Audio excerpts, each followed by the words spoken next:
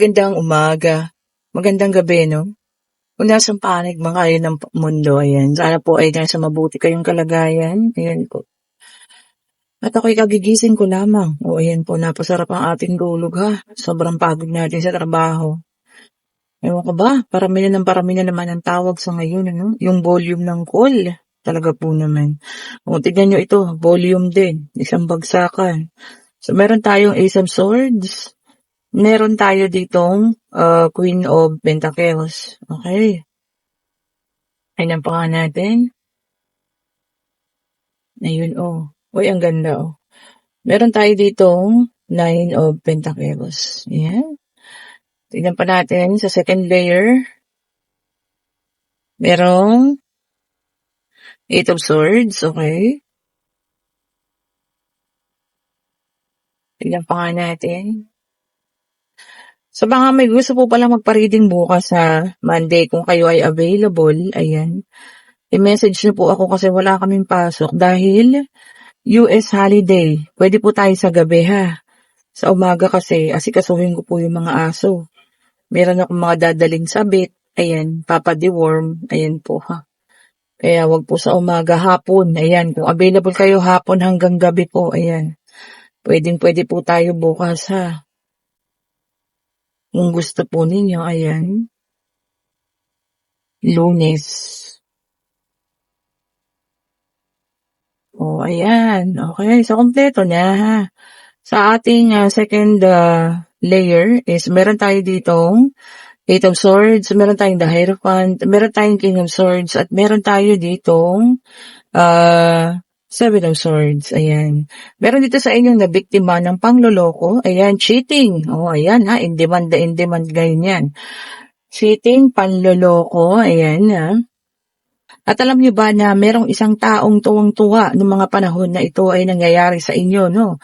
Kung ito man ay nangyayari po sa inyo sa ngayon, merong isang tao riyan na maaaring happy po sa mga nangyayari, no? Sa inyo.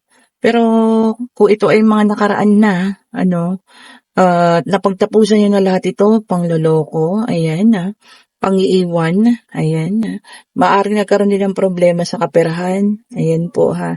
Nung una, ayan, nung kayo ay naiwanan, kasi mukhang nagkaroon ng problema sa pera, kaya rin kayo nagkahiwalay, bukod sa cheating ha. No, ayan. Pero ngayon, eto na, kasi nakikita ko rito, ang Queen of Pentacles, napakalaki ng hawak na kaperahan, meron pang binabantayan dito, ibig sabihin po, nakabangon na kayo. Oh, ayan ha, you are blessed. Ayan. Hierophant signifies simbahan. Mas malapit tayo ngayon sa Panginoon. At ang taong ito, na medyo ito yung tao siguro nakaiwan sa inyo, na may kasatigasan ng ulo. Ayan, maaring siya naman ngayon, yung, alam niyo yun, nagkakaroon ng problema. Pero alam niyo yung isang tao na tuwang-tuwa noon, nang kayo ay, nagkaroon ng problema nung sunod-sunod yung problema, Kumbaga nung sunod-sunod na pumutok sa inyo, yung dagok ng buhay. Yung taong tuwan-tuwa noon, ngayon naman po ay eto na. Feeling nakatrap. Kasi dismayado siya eh. Akala niya hindi mo na to matatapusan. Akala niya hindi ka na makakabangon. Akala niya yun na, hanggang doon na lamang. Pero ito 'di ba?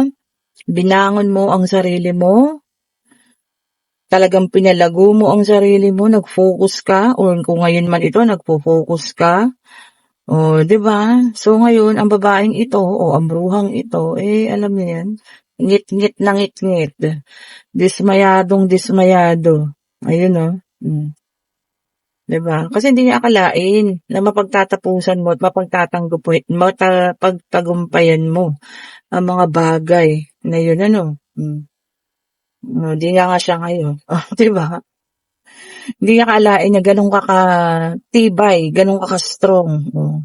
Baka iyan pa po ang, yung bruhang sinamahan. Itong person ninyo, bruha o bruho man yan. Kasi wala siyang hinangad kundi yung pagkadapa mo diba? Yung pagkasadsad mo, yung talagang sumadsad ka, as in yung hirap na hirap ka na, tapos iniwanan ka pa. Yun ang kinaiinggitan at kinakaano niya sa'yo Pero alam niyo 'yun, ngayon nabaliktad. Ay, ang ganda, 2 beses po the Hierophant. Talagang yung pananalig natin sa Panginoon sobra-sobra sa ngayon dahil talagang nabago ang buhay mo. Kumbaga sabi niya nga rito, naging religious. Tama naman po. Wala naman tayong ibang kakapitan sa mga panahon na gano'n na talagang sobra-sobra yung pagkakadapa natin kung hindi ang ating Panginoon. 'Di ba? 'Di ngayon, ngangas siya. 'Di ba? 'Di ngayon ano siya, akala niya hindi mo kakayanin pero ito 'no, nakabangon ka at kinakaya mo na at kinaya mo talaga. Yun talaga yung pinaka-the best na revenge kung ano man yung nagawa sa yung pananakit ng mga tao is yung ibangon mo yung sarili mo, 'no? Hindi ka na makikitang umiiyak, hindi ka nakikita na nalulugmok, kundi masaya ka, masagana ka, 'no? Sa ngayon magnet mo ang kaperahan, 'di ba? Ngayon tignan mo, mamatay-matay siya sa inggit, 'di ba, sa pagkadismaya, buti nga sa'yo 'yan, 'di ba 'no? Talagang yung kaanuhan niya kasamaan ng ugali, hindi talaga nagtatagumpay po 'yan, kahit anong gawin. Ganda nun, yun ang gusto ko, Akala niyo sa pelikula lang 'yun, nangyayari po 'yan sa totoong buhay. Akala niyo sa mga drama-drama lang, nangyayari po 'yan. And the strength, eto na nga ang iyong kalakasan, fire sign. Sa sobra daw lakas ng loob mo, sa sobrang tawag dito, compassion na meron ka, sobrang lakas at tibay ng kalooban mo, yan ang nagpabangon sa'yo. 'Di ba? Kumbaga, lahat ng sakit na naramdaman mo, yun ang ginawa mong pundasyon para marating mo kung ano ka man ngayon. Uy! Napakaganda nun. Gustong-gusto ko po yung ganun, 'di ba? So, lahat ngayon, kung sino may nakakaranas ng pang-aabuso, pananakit, darating ang araw po at iikot ang kapalaran po sa inyo. Yan ang gusto ko, 'no? Bakit gano'n kahit na ano na yung ginagawa mo, meron pa ring taong mga naghahangad na hindi maganda para sa'yo. 'Di ba? Pero alam mo yun, hindi sila nagtatagumpay dahil mas marunong ang Panginoon sa lahat po, And then meron tayong 8 of Pentacles, Earth sign. Tagi-tag isa, ay di, Earth, dalawa na, isang fire. Ayan, naka-reverse po ito, sabi niya dito, nagkaroon ka ng motivation, ayan. Naging mas inspirado ka, ayan, para mas lalo talagang alam mo yan, maitaguyod mo ang buhay mo. Tama po yun, Tama yung mga pinaggagawa mo sa buhay mo. At kaya mo narating ang lahat ng mga bagay na ito, no? And then meron tayong the devil, which is an earth sign. Ayan, ayun na nga, Alam niyo yan, hanggang ngayon talaga kumbaga parang na-addict na sa'yo yung taong yun, na talagang gusto niya makita kang naghihirap, makikita ka niyang bumabagsak, ganyan, Bakit gano'n? Meron talagang mga tao na gusto talaga nakikitang nagsasuffer, 'no? Ayaw nila nakikita na gumaganda at umaayos ang buhay natin. Ewan ba? Okay, eto naman, the moon. Para sa iba naman, water sign, o panaginip. Speaking of panaginip, ito kanina ko lang napanaginipan. So siguro maaring sabihin ko na rin na mag-ingat po ang lahat, especially dun sa tinatawag nilang the big one. Okay po. Kung kayo ay familiar doon, yun nga yung sinasabi nilang napakalakas na lindol na tatama sa atin dito sa Pilipinas. Pero syempre, ito po ay kailangan pa rin natin ng pagdadasal at yun nga, ang Panginoon lamang naman na nakakaalam ang lahat ng mga bagay. Pero yun nga, kailangan po natin mag-ingat maging alerto sa lahat ng oras at pagkakataon dahil sa panaginip po kanina. Ngayon lang, ito po bago ako bumangon. Kung kitang-kita ko sa panaginip po, ang mga tao na nakikita ko po ay mga nakaitim. Ako po, nakapangluksa. Okay. So, medyo na-weirdan ako sa panaginip na yun. Tanong ako ng tanong pero walang gustong kumausap sa akin sa panaginip ko. Anong nangyari? Bakit nakaitim ang mga tao? So, yun po. Mag-ingat po tayo Kung nasaan man kayong panig ng mundo, mag-ingat po kayo, ayan. Di ko alam kung ito po ay babala, premonition para sa akin, ano. Pero mag-ingat po, ha. At syempre, ang pananalig sa Panginoon, wag po nating alisin yan. Ayan ha. Kung sino man yung may mga, ano nyo yun, panaginip, mga premonition, wag po nating baliwalain, hanapin ang interpretasyon. Okay po. And then, meron tayo ditong Four of Cups, water sign, naka-reverse, ayan. Sabi rito, bigla kang parang magigising sa katotohanan. Malalaman mo yung totoo po. Ayan ha. Meron din naman yung iba, pipiliin ang pagiging masaya. Ayan. So, ayun po, kung ano man po kayo dito ha. So, mas pipiliin ninyo maging mas masaya na. Ay, oo naman. Kaysa yung kalungkutan ha, mas piliin po natin mas maging masaya tayo. Di ba naman? Tsaka po yung ano ha, bigla ang paggising. Na para bang, oo nga. Oo, tama yun. Mas tama yun. Di ba po? And then, meron tayo ditong Ten of Wands. Fire sign, Aries, Leo, and Sagittarius. Okay po, Magkakayo kayo ng extrang responsibilidad. Sabi niya kasi extra responsibility. Ano kaya ito? Baka meron sa inyong hihingi ng tulong, kabatid, kamag-anak, ganyan ano.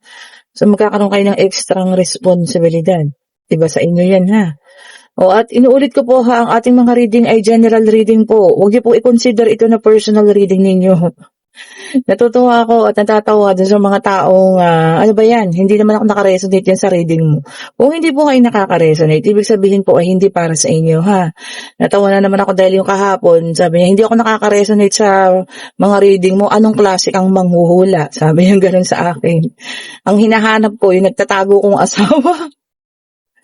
Hindi niyo ba naisip, kaya po kayo tinataguan dahil baka ganyan ang ugali ninyo. Di po ba? Pasintabi po ha. Pero nagsasabi lamang ako ng totoo. Tsaka bakit nyo hahanapan yung taong ayaw magpahanap? Ibig sabihin po niyan, may iba na po yan. Tanggapin nyo ang katotohanan ha. Dahil kung ang taong yan po ay gustong bumalik sa inyo, matagal na sana. Di po ba? Huwag nyo iasa sa panghuhula yung pagbabalik ng taong iyon ha, sa buhay ninyo. Kung ayaw pong magpakita, ibig sabihin po niya, masaya na siya sa buhay niya at kayo po ituluyan ng iniwan. Sinagot ko na ang katanungan nyo ha. Okay po. Ano daw klase akong manghuhula? Diyos ko po, general reading po ito, inuulit ko ha.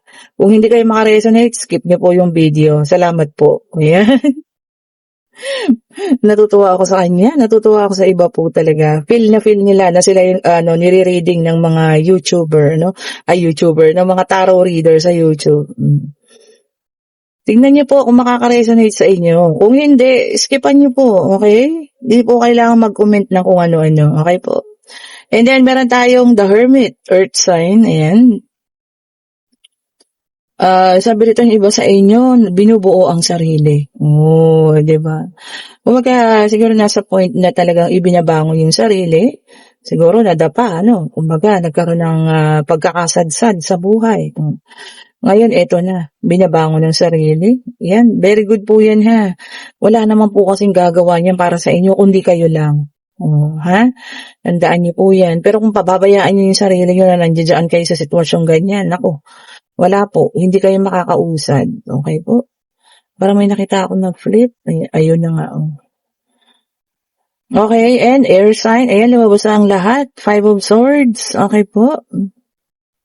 Ito, gagawin ng lahat po para maipanalo lang. Ayan. Kung sino man sa inyo may pakaramdam na ganyan ha. Pwede ito ay sa pagtatrabaho, pwede rin pag-ibig, Kung sabi niya, winning at all cost. Kahit ano pa ang ang tawag dito, makakaharang ay inyong gagawin talaga para mapagtagumpayan nyo. Ganda rin, kumbaga, magiging, masipag, magiging, magpupurso talaga, sa lahat ng mga bagay na gustuhin. And then, meron tayong Ten of Swords, air sign, ayan. Mga, ang tawag ito, malalim na sugat. Hanggang ngayon, hindi pa rin daw po gumagaling. Ayan ha. Madali ba naman kasi yun? Siyempre hindi ha, lalo na kung ganong kalalim. It takes time, Sabi nga, time heals all wounds. Okay lang po yan ha. Kung nandiyan pa rin, huwag nating ipilit kung talagang hindi pa kaya. Hayaan niyo po muna at panahon naman na makapapagsabi kung talagang kailangan kung kailan kayo mag-heal, ikangaan. Ayan. O, tapos ito, meron tayong Six of Cups. Wow, this is a water sign. Ayan. Uy, may pagbabalik. O, kung sino man ito ha. May gustong bumalik sa buhay ninyo. Gusto ro kayong kausapin, makipag-usap. Ayan ha, kung sino man po ang taong ito.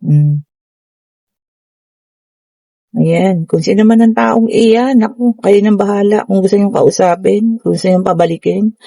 And then, meron tayong Earth sign, Taurus, Virgo, and Capricorn, Queen of Pentacles. So, ayan ha. Alam niyo, ang Queen of Pentacles talaga ang galing humawak ng pera, no? So, ayan, kung sino man sa inyo yan, ayan po. Kumbaga, bago rin ninyo mapagdesisyonan, bitawan ang tungkol sa financial, talagang ilang beses yung pinag-iisipan. O, continue nyo lang daw yan, kasi dyan naman kayo talaga, magaling. Kumbaga, expertise nyo yan. Dyan din mabubuo yung mga pagsisikap ninyo. Siyempre, kapag marunong ka humawak ng pera, marunong ka rin mag-ipon, marunong ka mag-save ng mga bagay-bagay, ayusin nyo, pagbutihin nyo lang daw po yan kasi hindi naman siya masama. Okay po. And kung kayo, yung nasa situational reading natin, na talagang sa ngayon, alam niyo yun, bumubongga na. Ayan. Sana iwasan nyo muna mag-post sa mga social media, kung ano yung mga naaano ninyo, Kasi meron kayong na-attract na isang tao na talagang alam niyo yun, yung sobra yung inis sa inyo at galit. O, diba? Maaring hindi nyo siya kilala, maaring kilala nyo naman, maaring siya lamang yung nakakakilala sa inyo, ha?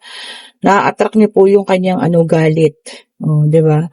Kasi nakikita niya na imbis na sana pangit ang buhay mo. Pero hindi nakabangon ka O, so pahiyang-pahiya siya. Dismayado siya sa mga nangyari sa'yo. Okay po. At ngayon, hingi na tayo ng numero. Ayan, salamat po doon sa mga nagko-comment. Nakakatuwa. Talagang may mga nananalo. Sabi nga, ang galing ko raw mag-predict ng numero. Salamat po Salamat po sa inyo. Siyempre kahit pa paano, kung tumayataya kayo ng 20-20 at nananalo kayo ng 5,000, 10,000, malaking tulong na po yan sa inyo Sabi ko nga, pang grocery, pambayad ng kuryente, kung ano man O kung na-jackpotan niyo pa yung pinakamalaki. Yung pala pong nanalo ng jackpot kasi sabi ko lang nung nakaraan may mananalo sa loto. Nanalo nga. O, di ba taga Laguna ba yun? O, ayan. Kung kayo po nanonood sa akin at sinubukan nyo lang tumaya, congrats po Ayan, congrats po taga Laguna daw yun. O, ayan. Ayan natin ang mga numero para mas marami pang manalo O, wala namang masama. Wag lang tayo maging sabi ko nga yung maging addict na sa mga ganyan. Wag naman po. 20-20, ayos na yan. Paminsan-minsan, ayos na po yan. Swertihan nga Swertihan po. Ayan. Napakaswerte ng mga Pinoy ngayon sa pagtaya-taya. Tingnan nga natin ba tayo lumabas. Yun Ito. Akala nyo. Ay, tingnan nyo naman. 0. Bakit kaya? Kasi signifies the fool. Ayan. 0. Bakit kaya 0? Ano ba yan? Ang the fool po kasi ay malayang tao. Kasi naman sa inyo ngayon na malaya Enjoy ninyo ang pagiging single, pagiging malaya. Ayan Okay po. Salamat po pala sa mga nag-order Naipa-JNT ko kahapon, hinabol ko, Sabado, ayan. Ayan, abangan nyo na lang. Ay, ito number 5. Diba? The Hierophant. 3 beses lumabas ang The Hierophant, sa White Tarot card, sa deck of cards, at dito sa ating yes and no card. Ayan. So, manalig po tayo sa Panginoon, Tawag lang tayo sa Panginoon para mailigtas tayo sa lahat ng kung ano man na hindi magandang mga pangyayari. Diba? Sabi nga yung pananalig sa Kanya. Tanging Diyos lamang ang nakakaalam ng lahat. Diba? May number 2. This is 2 of Swords. Ayan. So, 5-2. Pero may 0 doon, May 0 ba sa loto? Parang wala naman. Diba? 5-2. Ayan. Tignan natin ito. 9. 5-2-9. Pero ang malinaw, 5 and 9. Tapos nga may 0. Pero may 2 kasi dito. 0, 5, 2, 9. Bahala na po kayo ngayon naman, pwede na kayo magtanong. Pag-ibig, financial, pangyayari. Kung ano man po Ayan. Tanungin nyo na. Kung ano man ang gusto ninyo na tanong, answerable by yes or no. Pag-travel, okay po. financial, Yan natin ang kasagutan. Divine Universe, ayun na kaka-Divine Universe ko ba lang. Okay, Queen of Wands, isang babaeng palaban, ayan. Mahilig sa pusa, ayan. Yes po ang sagot. Okay. Napaka-energetic din na tao. Sabi niya, lahat ng gustuhin mo, no? Kung may pagka-Queen of Wands ka, lahat po ay magagawa mo. Diba? Kasi yung strength mo, napakalakas, lahat talaga kakayanin mo. At kung ano man yung gugustuhin mo po, magagawa at magagawa mo. Ayan, kung nagugustuhan yung ating reading, pa-like, pa-share, pa-subscribe, and hit the notification bell para lagi kayong updated sa mga bagong videos na nire-release natin. Malapit na tayo mag 13,000 subscribers. Thank you so much po, ha. Talagang ang pamilya natin ay lumalaki. Maraming salamat po sa inyo, ha. Sa lahat ng mga nananalo dun sa mga binibigay kong numero, congratulations po. Halos araw-araw may nagpapasalamat sa akin sa Messenger, Thank you so much din po. Sa mga nagbibigay balato, kahit hindi na po, okay lang po sa akin yan, Especially kung maliit naman, 5,000, ganun. Okay lang po yan, ma'am. Naiintindihan ko kayo. Enjoy nyo po, para sa inyo po yan. Okay po din sa mga nagbibigay, kahit na, alam nyo yun, talagang sinisend na lang nila dun sa sa GCash. Nagugulat na lang ako, tapos magchat-chat sila, ma'am, para po sa inyo, pang merienda. Nakakataba po ng puso, salamat din po. Pero sabi ko nga, wag na po, ha, lalo na kung hindi naman kalakihan, i-enjoy nyo po yung panalo ninyo. Ayan po, thank you so much for watching. Have a great day po, happy Sunday, pahinga day. Mag-rest po tayo, ha, at bukas panibagong linggo na naman, pakikipagtunggali, okay po, sa traffico, ayan, sa trabaho, at kung ano pa man. Maligayang araw ng linggo sa inyo po. Bye-bye po.